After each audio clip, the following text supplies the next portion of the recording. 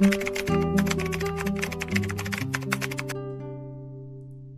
dampak dari adanya pandemi itu adalah untuk secara umum tadi yang kita rasakan adalah tentang kehidupan sosial dan kehidupan ekonomi, ada kehidupan dalam perekonomian gitu ya.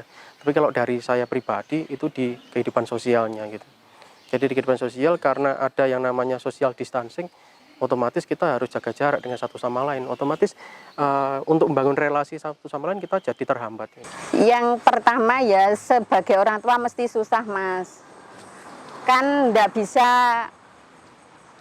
kayak aku kan dadi wong tua kan gak iso marahi secara penuh. Kan ya harus kerja membagi waktu gitu. Terus pokoknya ya terus terang saja nggak bisa full ngawasi anak. Gak iso kumpul sampai arek-arek, kumpul-kumpul ini dibatasi. Iya, gak iso lah kayak biyen-biyen yang iso kumpul iso dolan bareng. Kemarin Covid ini kan gak enak pemasukan. Jadi yo angel lah, mereka yo duwe kebutuhan individu dewe-dewe.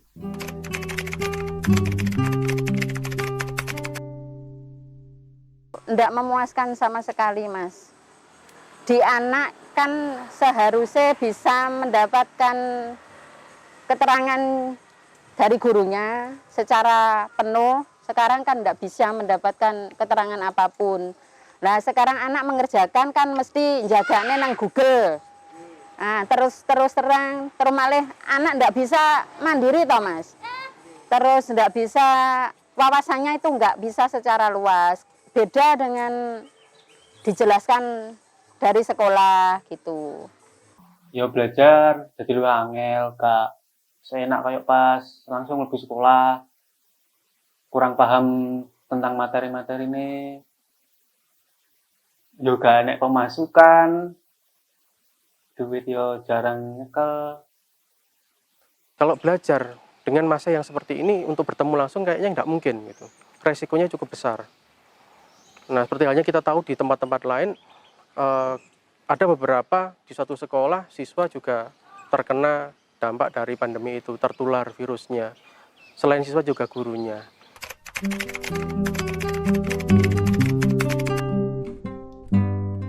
Paketan ya, terus terang paketan Mas. Itu membengkak ya.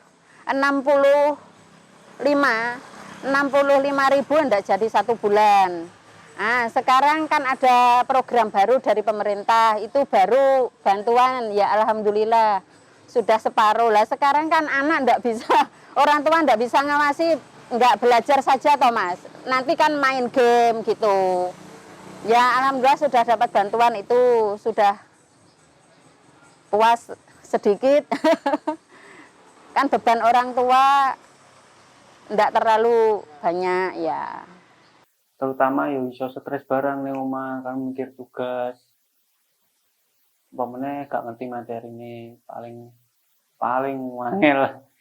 Paling beban awake dhewe sinau tapi gak ngerti materi ini wis diwai soal. Pokok sing paling penting kari dhewe gak duwe duit.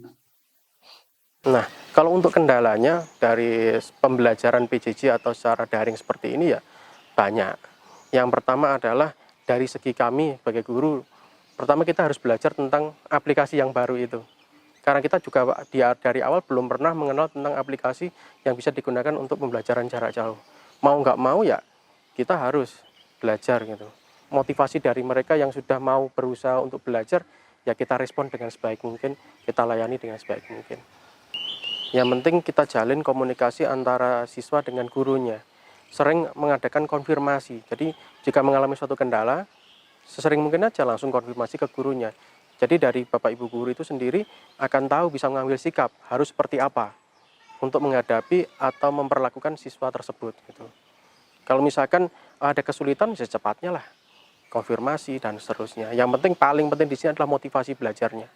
Selama siswa itu punya motivasi belajar yang tinggi, dengan komunikasi dan konfirmasi tadi yang sifatnya adalah berkesinambungan, insya Allah maka siswa-siswa tersebut tetap bisa menjalankan pembelajaran secara online itu dengan sebaik mungkin. Gitu ya.